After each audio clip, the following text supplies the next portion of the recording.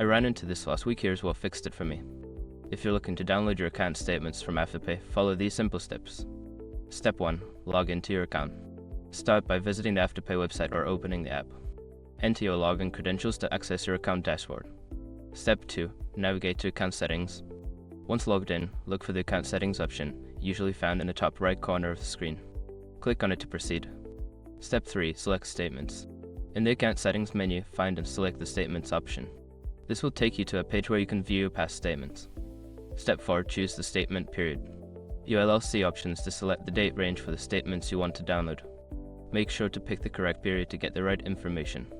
Quick gotcha: if you accidentally select the wrong month, you might end up with this statement that doesn't reflect your recent purchases.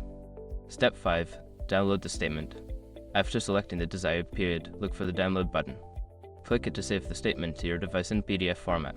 Now you have your account statements ready to go. If you have any questions or run into issues, feel free to reach out. Happy managing!